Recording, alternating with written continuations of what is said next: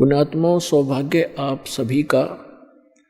आपका जन्म मनुष्य का ऐसे समय में है, अब आपका मोक्ष निश्चित है यदि आप सतलोक आश्रम में आकर के दीक्षा प्राप्त कर लोगे। आपको यहाँ सांसारिक सुख भी होंगे, क्योंकि हम भक्ति तभी कर सकते हैं जब हमारा जो माइंड है, हमारा दिमाग है, ये टेंशन फ्री होगा। और टेंशन फ्री कैसे होगा? परमात्मा के सहयोग से होगा। जिन कारणों से हमें परेशानियां हैं, उनसे हमें टेंशन है। जैसे किसी के पैर में कांटा लग गया है और कांटे से पीड़ा है, जब तक वो कांटा नहीं निकलेगा तब तक वो व्यक्ति पैर से चल नहीं सकता, 10 कदम भी नहीं चल सकता, और चलेगा तो बहुत ही अधूरे तरीके से। और जब वो कांटा निकल जाएगा, कांटा लगा क्यों? क्योंकि जूता ना पहनने से। और कांटा निकलने के बाद फिर उसको सलाह दी जाती है कि आप जी को ये पीड़ा कांटे की इसलिए हुई कि आपने जूता निकाल दिया। तो हमने बहुत जन्मों से जूते निकाल रखे हैं, हम नंगे पैरों घूम रहे थे। जूता किसे कहते हैं? पैरों की सुरक्षा का जो साधन, अर्थात हमारे जीवन रूपी सफर में हमें कष्ट जो होते हैं वो हमारे पूर्व जन्म के पाप कर्मों से होते हैं, और जो सुख होते हैं वो पूर्व जन्म के पुण्यों से होते हैं। हमने कई युगों से जूता निकाल रखा था, अर्थात परमात्मा की सत साधना हमें प्राप्त नहीं हुई थी। हम साधना भी करते थे, भक्ति भी करते थे, लेकिन हम भक्ति शास्त्र विधि त्याग कर मनमाना आचरण करते थे। तो वो जो साधना थी, वो जो हमने प्लास्टिक की चप्पल पहन रखी थी, उनमें से आर पार कांटे निकलकर हमें लग भी रहे थे। हम सोच रहे थे हमने कुछ पहन भी रखा है, फिर भी कांटे लग रहे हैं। हमें ये नहीं मालूम था कि जो चप्पल हमने पहन रखी है ये कांटों से प्रोटेक्ट नहीं कर सकती। मोटी तली का जूता जो कांटों को भी मसलता हुआ चले, वो है सत साधना, शास्त्र अनुकूल भक्ति। तो पुण्यात्माओं, अभी तक हम सभी शास्त्र विधि त्याग कर मनमानी पूजाएं कर रहे थे, जो नकली संतों, आचार्यों, शंकराचार्यों, ऋषि महर्षियों, नकली महर्षियों से प्राप्त थी। और जिस कारण से हम युगों युगों से हमारे पैर कांटों से भरे पड़े हैं, यानी पाप कर्मों से हम सने पड़े हैं।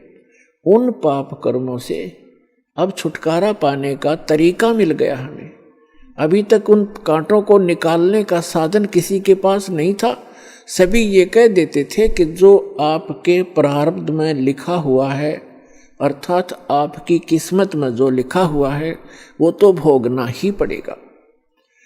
और साथ में ये भी सलाह देते थे कि भक्ति तो करते ही रहना चाहिए, भविष्य में आपको सुख हो जाएगा। तो पुण्यात्माओं, जिसके पैर में कांटा लगा हो और उसको कोई सलाह दे कि आपके पैर का कांटा तो निकल नहीं सकेगा, ये तो पैर में ही रहेगा आजीवन, अब आप जूते पहन लो, भविष्य में कांटा नहीं लगेगा। कांटा लगे पैर में जूता पहना ही नहीं जा सकता, यानी कोई टेंशन युक्त व्यक्ति भक्ति कर ही नहीं सकता। अब वो कांटा निकले और फिर उसको सलाह दी जाए, वो तो फिर उसको भी अंडरस्टूड हो जाएगा कि हाँ, ये दुख मुझे किस कारण से आया, फिर वो कभी जूता नहीं उतारेगा। तो पुण्यात्माओं, ये युगों युगों के जन्म जन्म के कांटे सतलोक आश्रम बरवाला में कबीर परमात्मा की सत भक्ति ही निकाल सकती है, जो यहाँ पर निकल रहे हैं।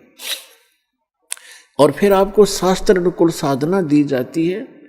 वो ऐसा मोटे तली का जूता है, इसमें से कांटे लग ही नहीं सकते। तो मर्यादा और भक्ति आप करते रहना, आपके जीवन में सारे सुख होंगे, पिछले जो जितने भी कष्ट हैं आपके निवारण होंगे। अब जैसे किसी को किसी भी कारण से टेंशन बनी हुई है, अब उसको कोई कहे कि तू भक्ति कर ले और जो दुख है वो तो तेरा बना ही रहेगा, वो कभी नहीं कर सकता। वैसे तो जितने भी संत महात्मा हैं, ये नकली डुप्लीकेट, ये पहले कोई दुखी प्राणी इनके पास जाता है, प्रत्येक को जंतर मंतर पैसे अनुष्ठान करूंगा, इतने पैसे दे दे, ऐसे करूंगा, ऐसे कर दे, वो सारा कुछ करते भी हैं। लास्ट में कह देते हैं भाई देखो हमने तो जो करना था कर दिया, अब ये तेरे भाग्य में है, तेरी किस्मत में है, तेरे प्रारब्ध में क्या, तेरे प्रारब्ध में है, ये तो भोगना ही पड़ेगा बच्चा। लेकिन आत्मा फिर भी संतुष्ट नहीं होती, उसको त्याग कर वो किसी और दूसरे अधिक सुप्रसिद्ध संत के पास या कोई जंतर मंत्र करने वाले के पास अवश्य जाएगा, और ये भटकता ही रहेगा दुखी प्राणी, या तो मर जाएगा और या फिर नास्तिक हो जाएगा, यदि उसको सत साधना और पूर्ण परमात्मा की सत भक्ति सतगुरु के माध्यम से नहीं मिलती है। जब आपको सतगुरु के माध्यम से सत भक्ति प्राप्त हो जाती है, फिर आपके वो दुख जो आए थे वो टलेंगे, वो तो समाप्त हो जाएंगे, और फिर आपको महसूस होगा कि आज यदि शरण में नहीं होता, इस सत साधना नहीं कर रहा होता, कबीर परमेश्वर की शरण नहीं होती, आज मुझे इतनी हानि होनी थी सोच भी नहीं सकते, या तो मृत्यु हो जाती। ऐसी दुर्घटना टालेगा ये कबीर भगवान आपकी, आप देखते ही रह जाओगे। भगवान का जो रोल हुआ करता है ये परमात्मा आपको स्पष्ट करके दिखाएगा।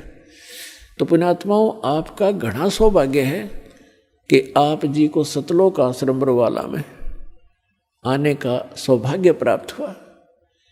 एक दिन पूरा विश्व आएगा, पूरे विश्व को ये भक्ति करनी पड़ेगी। अभी तो हम अपने एक मानव सोच के आधार से यहाँ के विकास को ही महत्व देते हैं। कोठी बना लेना, बढ़िया लंबी कार खरीद लेना और बैंक बैलेंस बना लेना, कोई फैक्ट्री लगा लेना, कोई मंत्री, मुख्यमंत्री, प्रधानमंत्री या राष्ट्रपति बनकर हम ये सोच लेते हैं हमने मानुष जीवन का जो लक्ष्य पूरा कर लिया। मानुष जीवन का तो काम भी स्टार्ट नहीं किया आपने।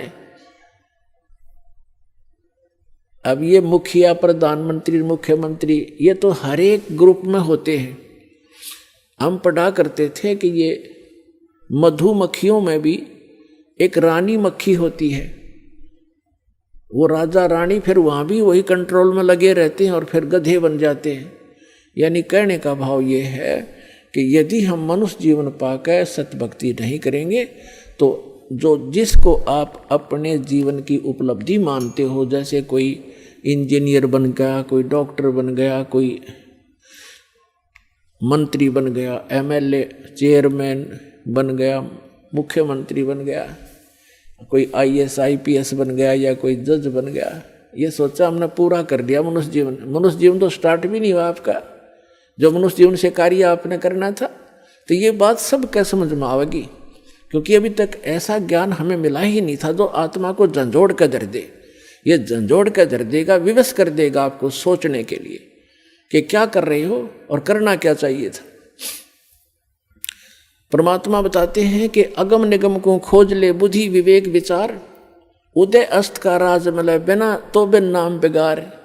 यदि भक्ति नहीं ठीक है, भक्ति करें, सत भक्ति करें, अपना जो कर्तव्य मिला है, सेवा जनता की मिली है, चाहे मंत्री बने, प्रधानमंत्री बने, मुख्यमंत्री भी बनते हैं, तो एक सेवक बनकर करना चाहिए। और हम बनते हैं, हम करते हैं इसको कति दूसरे तरीके से जो हमारा हानि करता है। जनता के टैक्स से सारी सुविधा प्राप्त करते हैं ये आईएएस आईपीएस जो जितने भी कर्मचारी अधिकारी हैं या मंत्री प्रधानमंत्री हैं, जनता के टैक्स लगा लगा कर उससे ये सारी सेना खड़ी करते हैं, उससे अपनी सारी सुविधाएं ठाठ करते हैं। और फिर आगे चलकर भक्ति ना करके गधे की योनि प्राप्त करते हैं ये लोग। परमात्मा का विधान है, उन्होंने बताया अपना विधान के कबीर हरि की भक्ति बनियो राजा रसब हो, और मट्टी लदे कुमार के घास न डाले कोई। और फिर परमात्मा बताते हैं कि कबीर हरि के नाम बिना ये नारकूतिया हो, गली गली भौंकत पर टोक न डाले कोई। नक पर फिर कहते हैं कि बीबी पड़दे रहे थी और डोडी लगे थी बार, अब गात उगाड़े फिरती है ये बनकुतिया बाजार। वो ये पर्दे की सुंदरी सुनो संदेशा मोर, अब गात उगाड़े फिरती है ये करें सराय शोर। नकबे सर नकबे बनी है पैरें थी हार हमेल, और सुंदरी से कुतिया बनी सुन साहेब के खेल। पुणात्माओं कलेजा फट जा जब थोड़ी सी भी हमें इधर चेतना बन जाए कि क्या कहा है महापुरुषों ने आकर के, हमें कितना सतर्क किया है। ठीक है, कोई बीबी रानी है या कोई मजदूर है, वो अपने संस्कार से है, लेकिन भक्ति तो सबके लिए है, और सब एक जैसा भक्ति धन प्राप्त कर सकते हैं, चाहे गरीब है और चाहे अमीर है, प्रजा है या राजा है, ये सबके लिए सामान्य है। आम ऐसी भक्ति है कि सभी कर सकते हैं, लूले लंगड़े तो किसी प्रकार के स्वस्थ जैसे भी। और ये ऐसी साधना है, चलते फिरते उठते बैठते आप कैसे भी कर सकते हो। तो क्या बताते हैं कि जो बीबी पर्दे रहे थी, जो राजाओं की रानियां पर्दा में रहा करती थी, घर से बाहर नहीं जाने देते थे, बड़े घरों की इज्जत है, ये कहीं सत्संग में नहीं जा सकती, हमारी इज्जत बिगड़ जाएगी, और वह इज्जत फिर अगले जन्म में बिगड़ेगी, वह कुतिया बड़ी फिरे। भगवान ने बताया है, अपने विधान में बताया है, वो राजा की रानी, वो पर्दे में रहने वाली सुंदरियां अगले जन्म में कुतिया बनकर नग्न फिर रही है।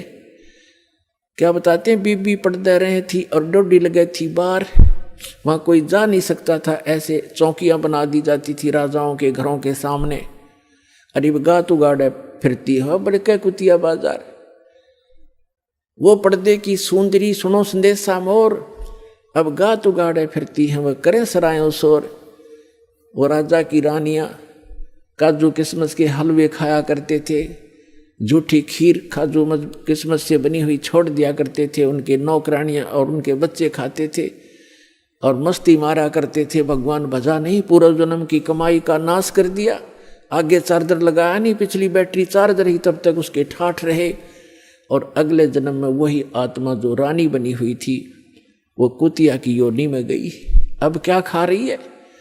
धर्मशालाओं के पास जाकर जहाँ अतिथि रुका करते थे, थोड़ा बहुत टूक डाल देते थे, रोटी का टुकड़ा ऐसे रेत में फेंक देते हैं। अब भी ऐसी ही स्थिति है।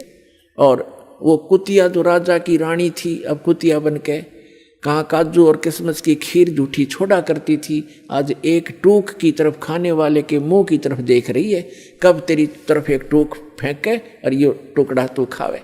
और जब उसको फेंका जाता है 10 ग्राम रेत साथ खाती है वो आज उस एक टूक के साथ में, एक ग्रास के साथ। तो परमात्मा आगाह करते हैं कि बच्चों ठीक है, अपने संस्कार से आप जो भी जिस पोस्ट पे हैं और जिस भी पद या आप जिस स्थिति में हैं, लेकिन भक्ति तो करो। पिछला बैटरी चार्ज आपकी इन्वर्टर की या चल रही है, और जिस दिन ये डिस्चार्ज होएगी सारी असुविधा हो जाएंगी, एकदम कड़च हो जाएगा सारा का। मंत्री, मुख्यमंत्री, प्रधानमंत्री कैसे मर रहे हैं, कितनी आशाएं लेकर चल रहे थे, 1 सेकंड में हेलीकॉप्टर से मृत्यु हुई, और क्या लेकर गए साथ। ऐसे ही कोई भी व्यक्ति है, सभी की यही स्थिति है। उसका विकल्प बताते हैं परमात्मा, भजन करो उस रब को जो दाता है कुल सब का। भजन करो उस रब का जो दाता है कुल सब का। उस परमात्मा की भक्ति करो जो पूरे विश्व का दाता है। श्रीमद् भगवत गीता अध्याय नंबर 15 के श्लोक नंबर 16 और 17 में तीन पुरुष बताए हैं, एक सरपुरुष, एक अक्षर पुरुष। सरपुरुष ये 21 ब्रह्मांड का मालिक है, इसको वेदों के ज्ञाता, इसको ब्रह्म बोलते हैं, इसको संतों ने इसको क्षर ब्रह्म कहा है। और गीता में इसको सरपुरुष कहा है। और दूसरा जो 21 सातसंग ब्रह्मांड का स्वामी है वो अक्षर पुरुष है, उसको अक्षर ब्रह्म कहते हैं, उसको पर ब्रह्म भी कहते हैं। पर ब्रह्म माने नेक्स्ट ब्रह्म। और जो सब का जो मालिक है, जो दाता है कुल सबका, वो परम अक्षर ब्रह्म है, वो सत्य पुरुष है, उत्तम पुरुष है। तू अन्य परमात्मा इति उदाहरत है, यह लोग चरमावै से विप्रति अवय ईश्वर है। वो उत्तम पुरुष यानी दोनों से श्रेष्ठ, तो इनसे अन्य है वो परमात्मा जो वास्तव में भगवान कहा जाता है। और वही तीनों लोकों में प्रवेश करके सबका धारण पोषण करता है। उस परमात्मा की भक्ति करो, भजन करो उस रब का जो दाता है कुल सबका। भजन करो उस रब का जो दाता है कुल सबका।